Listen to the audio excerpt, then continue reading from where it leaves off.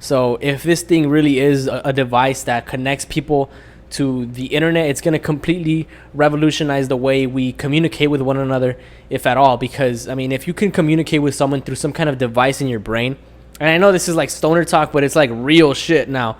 Back then you'd think, oh, this guy's crazy. Like, this guy is one of those bums that just sits on the street and then talks about like space aliens and like, minds that have mind control abilities and stuff. But like, this is now a reality.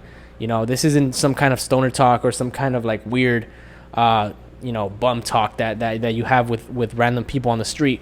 This is a real technology now that if it does work the way I think it is, we might not even communicate with each other through direct verbal language. We might even be telepathically communicating with one another through this device. And to conceptualize that idea is in itself a very, very interesting conversation, a very interesting dialogue. So that's why I decided to talk about it that day with my friend Damien, who, by the way, is also, I think, very, very intelligent, and he is also a fourth year at UC Irvine. So yeah, that guy Damien, very smart dude. So I felt like if I was gonna talk about something like this, it wouldn't be with like just a random person, because some people, when you talk to them about this kind of technology, they'll get like freaked out and they'll be like, oh, what's this guy all about? I don't know. He's a little weird. He's talking about like talking with each other through our brains. But it's like, I knew that Damien would understand. But to my surprise, Damien also didn't, or he was skeptical about it. And you know what? I kind of like that he was skeptical about it, because it made that podcast that much better, because you really got both sides. It wasn't like a biased conversation between two people that believe in this technology or two people that see its impact. And to sum it up, he was like telling me like, how is this gonna be a technology that we all have if like we know that people in that are empowered tend to keep these kinds of technologies to themselves. That was his argument. But my argument is that just like any other technology, we're gonna eventually produce it and commercialize this whole thing to the general public. So like anything, like cell phones, like smartphones, devices that can communicate with other people across the world through video and through real time and all that. So let's just read the comments to that. New technology, expensive and narrow, but when it becomes good and it's cheap enough for everyone to have it. But when it becomes good, it's cheap enough for everyone to have it. Cell phones were expensive. All you can do is call people.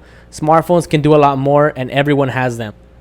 I believe that this technology is going to be something that's going to be mass commercialized to the general public. I feel like just like a smartphone, just like the radio or a television set might have been at one point in time, some kind of technology that we saw unfeasible or unattainable to the average person. But I feel just like a smartphone, people are going to have access to this brain technology, where like we're even going to maybe create social media sites within this one technology. So I mean, it's interesting, because if this thing does get produced and it does work the way I think it's going to work, then I mean, I think that we might even turn to a different kind of social media, if you even want to call it media. I don't know what it'd be then. Like, it'd be like this new interface where people can socialize with one another.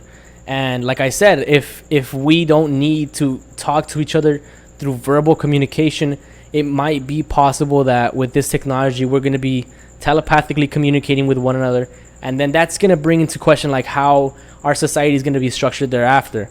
And more importantly, like, if this technology is going to be in the hands of everybody, then does that mean that just like any other technology that we have now, can it be bugged? Like, can someone infiltrate your personal information, and how is privacy going to work?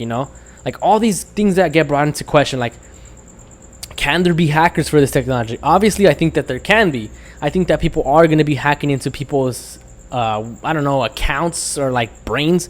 So there's going to be all these new threats and stuff, and it's going to be a challenge. But like, I think people are just going to accept it. This guy says, it won't just be poor people who won't get it. It'll be a gang of people who don't want the brain surgery to implant it.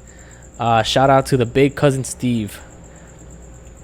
So, yeah, I get that. I get that some people are not going to want it, but I feel it's going to be a minority of people. Just like, old people today don't really go on, Instagram or Twitter. The older generations don't really use smartphones as much as the youth, the younger generations, the millennials and whatnot. I mean, wouldn't you want to accept it? Are you going to want to be left behind, especially kids in school?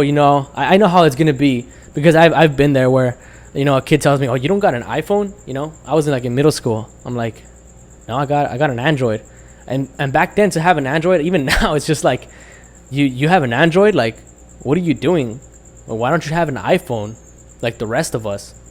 And then automatically it's like, you're not cool. It's going to be like, if you don't have this brain thing, people are not going to think you're cool. People are going to not want to socialize with you no more, and you're going to be an outcast. So I think that's going to be just enough pressure to maybe convince you to switch to this new brain technology. Like most of us switch to iPhones. Let's be honest, guys. That's why we have iPhones in our pockets. It's not because they're really the best phone out there. We know that Samsung's got the new Galaxy, the new Galaxy that flips. Not sure if you guys seen that. It's actually pretty cool. Casey Neistat did a video on it, and it's really, it's in my opinion, it's got better quality than the iPhone. But still, for some reason, we've made and gave the power to Apple that they wanted to call their product the cool thing. I don't know. And even though they store our information in this cloud and anyone could easily hack into it and steal all our private information, and we all agree to this in the terms and agreement, we know this, we still do it. We still join the Apple gang knowing that they have our information in a cloud instead of the Samsung SD cards. Let me tell you, if your information is on an SD card, you're much more safe than having your information on the cloud. You're safer that way because, they can't steal some of your valuable information that you might want to keep on that SD card, right? But still, we know that's the right choice, but still, there's something better about Apple, or maybe there isn't something better about Apple, but we gave it that power, and that I think this is going to be the equivalent to that. Damn, I went on with that too much and too long.